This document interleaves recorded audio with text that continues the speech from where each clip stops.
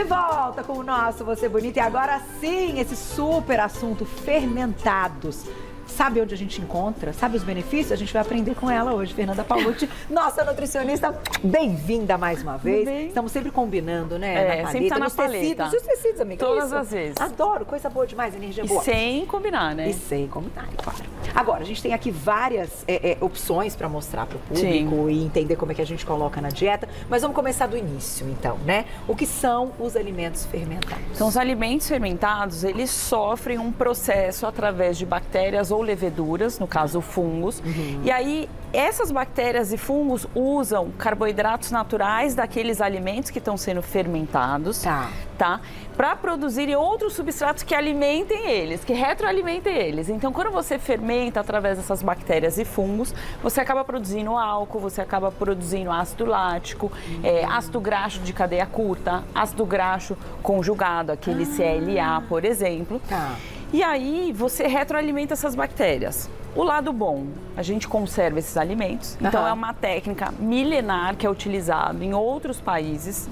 Culturalmente, o Brasil não tem alimentos específicos fermentados nossos. Isso veio muito assim de China, Japão, Grécia, né, outros locais, Alemanha, que precisavam conservar os alimentos. O lado bom, então, é essa questão da conservação e o outro lado é que, como são alimentos naturalmente mais ácidos, não tem o crescimento de bactérias patógenas, diminui. Entendi. E ali acaba reverberando bactérias que são aí saudáveis, benéficas para o nosso intestino. São reconhecidas e fazem bem. Fazem bem para o nosso organismo. Então, os alimentos fermentados não só têm alimentos que a gente fala que são os pré-bióticos, alimentos para as bactérias boas, como os probióticos são bactérias vivas. Então, em alguns casos, a gente consegue manter bactérias vivas, por exemplo, num vinagre de maçã, e ele é muito utilizado para fazer fermentação dos outros produtos, que eu vou mostrar aqui. Assim como a gente pode ter um pão de fermentação natural, que é utilizado lá o fermento, né, com as leveduras, pode fermentar por 24, 48, até 72 horas, quanto mais fermentado, melhor. Só que quando aquece, mata todas as bactérias. Verdade. Então, assim, a gente, dentro dos fermentados, a gente tem pré-bióticos e às vezes pode ter pré-bióticos e probióticos. Mas mesmo assim, agora que você falou do pão, Fê, a gente comenta muito, ele vai ser melhor. Ele vai ser bem melhor. Então, toda vez que fermenta, a gente acaba transformando matérias-primas, principalmente carboidratos, mas também proteínas ali, em outros substratos. Então, a fermentação, ela muda a textura, sabor e digestibilidade daquele alimento. Então, a gente melhora a digestão daquele pão, melhora, mas pessoas que têm doença celíaca ou sensibilidade ao glúten não celíaca vão acabar se sentindo mal com o consumo de um pão de fermentação natural. Porque ele vai ter o glúten. Vai ter. Menos, mas vai ter. Mas vai ter, entendi. E vai se analisar e vai trazer a mesma resposta de alergenicidade aí para o organismo. Perfeito. Vamos começar. Esse aqui é kombucha. A kombucha é um chá doce que é fermentado. E aí você pode ter ervas ou frutas. E aí ele fica levemente ácido e gaseificado. Por quê? Toda vez que fermenta, também a gente produz ali butirato e outros gases que são importantes, que servem também de substrato energético.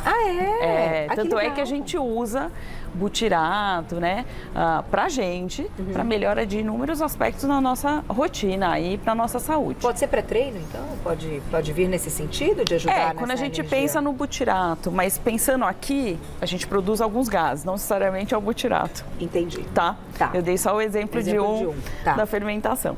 E aí, no caso, o kombucha é uma bebida que a gente pode introduzir no lugar, por exemplo, de uma água com gás, pode ser introduzido no lugar de um refrigerante, né? Uma bebida aí que tem inúmeros aditivos, conservantes e substâncias nocivas.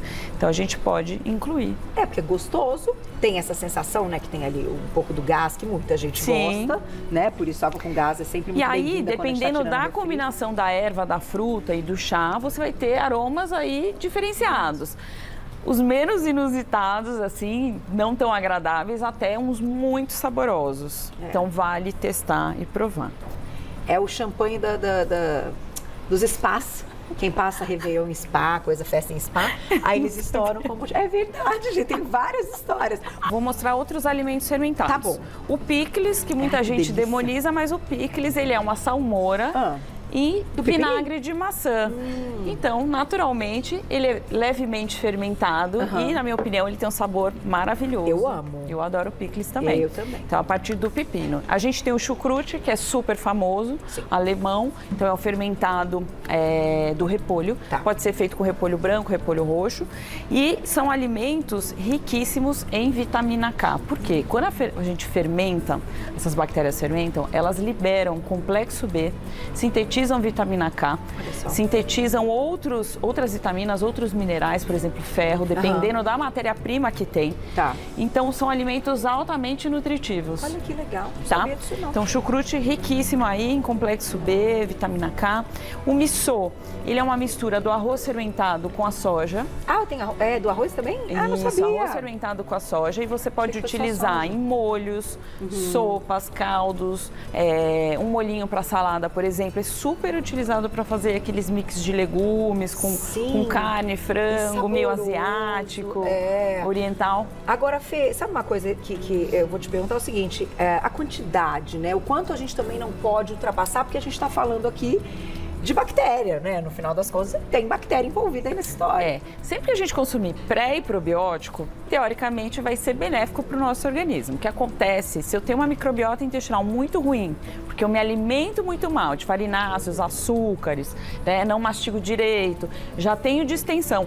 Quando a gente coloca esses alimentos, a gente pode piorar esse processo. Tá. Por isso que em consulta, primeiro a gente limpa a dieta do paciente, aí quando ele não está com grandes sintomas, a gente começa a colocar esses fermentados e vai vendo a adaptação dele. Por quê? Algumas pessoas podem passar mal, não só a nível de distensão e diarreia, mas podem sentir náusea, sensação de vômito, por exemplo, vermelhidão no corpo, rubor, coriza, que é um pouco da intolerância à histamina, porque os alimentos fermentados, eles são ricos em tiramina e ricos em histamina. Tá. E a gente precisa metabolizar esses neurotransmissores, né, esses aminoácidos e neurotransmissores no nosso organismo. Quando está em excesso, e principalmente quem tem desbiose intestinal, dorme mal, está em estresse, acaba tendo mais histamina no intestino, quando coloca esses alimentos que têm mais histamina e tiramina, a pessoa pode passar mal e vai passar mal. E fora aquele estufamentinho, né? Barriga dá uma... Mulheres com dominância estrogênica também, pessoas com idade avançada, com hipocloridria. Então, tudo isso pode impactar na aceitabilidade aí desse alimento fermentado. Por isso que nós, profissionais, a gente sabe a quantidade, quando vai colocar e fazer esse processo de adaptação da microbiota com os fermentados. Mas eles são maravilhosos. Vamos para esse grupo aqui, então. E aí vamos para os mais conhecidos, que é o vinagre de maçã, que tem pré e probióticos e polifenóis. É um dos que eu mais gosto. E ele é utilizado muito para fazer esses vegetais as conservas. Kimchi também, que é chinês. Então é um mix de legumes também. Eu fiz uma pauta passada, no mês passado, sobre vinagre de maçã e tem inúmeros benefícios, desde relaxamento do sistema nervoso, redução da ansiedade, termogênese, detoxificação, melhora de glicemia. Então, os alimentos fermentados, eles têm um papel bem interessante na parte da glicemia, na parte de colesterol, Olha que legal. na nossa imunidade, entre outros, como proteção aí para doenças cardiovasculares e principalmente aí doenças autoimunes e câncer. Então, os fermentados têm muitos estudos correlacionados aí Melhora com a os questão da benefícios. glicemia também? Melhora. Então, consumir, de repente, antes de uma refeição e depois uma refeição, enfim, que ela Vinagre vai ser... de maçã, sim, até porque melhora a digestão de proteínas. Tá? Mas não necessariamente consumir esses vegetais. O que acontece é que, em longo prazo, com a melhora da microbiota, da sinalização e da liberação de substâncias benéficas, você acaba tendo essa melhora no organismo. Entendi. O vinagre de maçã é mais imediato, mas os outros é mais conforme a gente vai incluindo na nossa rotina. Aí trouxe o kefir, que aí eu trouxe ele industrializado, vou falar um pouquinho dele. O kefir são aqueles grãozinhos que podem crescer em água ou crescer em leite. Em leite a gente tem muito mais cepas probióticas. Hoje já tem tanto na manipulação quanto no mercado. Então, o iogurte já feito com kefir. Legal. Indico mais que seja na manipulação ou iogurte pronto. Por quê? Porque você pode ter contaminação ali por cândida. Se você não tiver um ambiente controlado, tiver gente passando para lá e para cá, janela aberta, temperatura. Então, tudo isso pode piorar a contaminação. Se você não esterilizar ali aonde você está fazendo a fermentação, quando for fazer a alocação lá na geladeira, se também não trocar e colocar num recipiente que seja esterilizado, tudo isso piora a conservação. Nossa, com certeza. Então é sério. Mais de uma marca já no mercado? Tem mais de uma marca. Vocês escrevam para a Fê que ela trouxe iogurte tradicional, que são 3 ingredientes, que é leite e fermento e mais o leite em pó. Excelente. É esse que é o melhor de todos, né? O tempê, que é a soja. E a gente tem os queijinhos aí vegetais, que pode ser a base de castanha de caju, a base de soja, que é o tofu.